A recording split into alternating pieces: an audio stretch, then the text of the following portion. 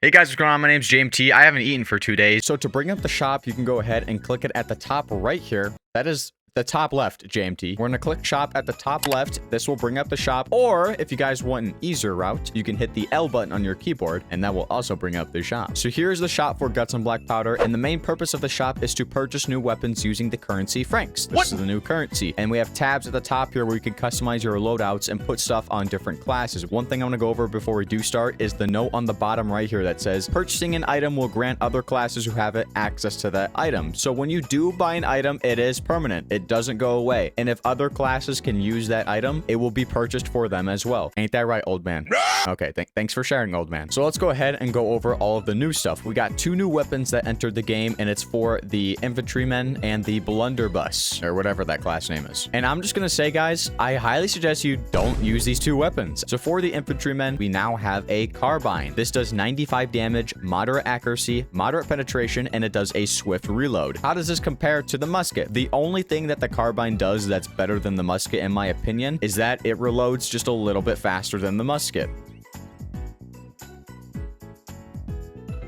Otherwise, the carbine does less damage than the musket. The carbine doesn't have a bayonet like the musket does, which is extremely good for when an officer charges and you could just charge with a bayonet and instantly kill zombies. The musket has better accuracy and more penetration, which means that you can go ahead and shoot more zombies with just 1 pellet. So pretty much the only thing that's different here, that's a 1-up for the carbine, is that it just does a swift reload. That's pretty much it. Next, for the Blunderbuss class, I highly suggest you don't use this weapon either. This is called the Knot Gun. This is the other new gun that came to the game. This does 150 damage per pellet. There are 7 barrels in this thing, which means it does 1050 damage if all of the pellets hit a zombie, which is extreme damage, by the way. That's literally the Blunderbuss damage with the 15 pellets times like 3. This has moderate accuracy and moderate penetration, just like the carbine. The same stats for that one, but this thing has the longest reload. I could probably go to college, get a degree, and graduate before I'm done reloading this gun.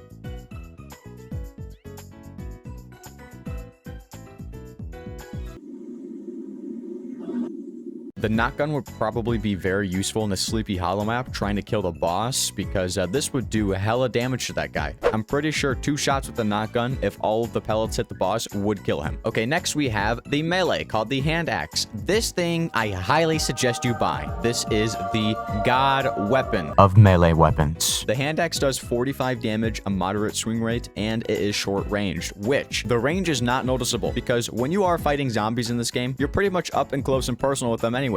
So when you're swinging the hand axe, you can't really tell the difference from swinging a saber. And the swing rate as well is really not that noticeable. I'll show on the screen the saber and the hand axe, and you guys really can't tell the difference. The thing that makes the hand axe amazing is that it does 45 damage per swing. In 2 hits with the saber, you're doing 60 damage. In 2 hits with the hand axe, you're doing 90 damage. So technically, when you hit twice with the hand axe, it would be equivalent to hitting 3 hits with the saber. So you're saving yourself some time by using the hand axe and swinging, because you're doing way more damage than what the saber would be doing. And this can be equipped on the Infantry class and the Blunderbuss class. That is it. Next, we got 2 new instruments for the Musician class. We got the drum and we got the bugle. So the drum provides nearby teammates with a 20% swing buff, and it does require timing with metronome. The drum is probably the hardest thing to use inside of this game right now, to stay focused on your surroundings and to go ahead and time to actually use this thing. Because when you do use the drum, you gotta click with the beat in order to have that buff be provided for teammates. So if you guys are up for a challenge and you want to give teammates a 20% swing buff, I mean, go ahead. This would be better than the drum in my opinion. The bugle provides nearby teammates with an increase in attack power, which basically means it gives you more damage when it's activated, and it does last for 20 seconds. But in order for this thing to work, it requires a lot of buildup via attacking. So you have to kill zombies in order to recharge this thing. So if you have the bugle on the Musician class, it kind of makes this guy goated, and it can help out in attacking as well, which is why I've been using this guy now. The bugle is pretty much the buff banner for the soldier in Team Fortress 2. And then the last thing to go over is in the utility section. We got 2 new utilities here called the water bucket and the grenades. The water bucket extinguishes teammates, clears out areas covered in igniter's fire, and passively regenerates after 3 tosses. So there is a new zombie in this game called the Igniter, and yes, he does throw fire. Dude is psycho. After the Igniter throws his Molotov or whatever he throws and lights fire on the ground, you can use this water bucket to clear out certain areas of that fire. It doesn't clear out all of the fire, and you only get 3 uses with this thing until you have to wait for it to regenerate passively. Pretty much what this is going to be used for, in my opinion, if there's fire on structures, if there's fire on the sapper structures, you can use the water bucket to clear the fire from the structures and make sure it doesn't burn it down. Otherwise, just don't step into it. That's all I gotta say, because teammates don't actually get caught on fire. You could just step into the fire. And the final thing we have here is the grenades. This is self-explanatory. It's a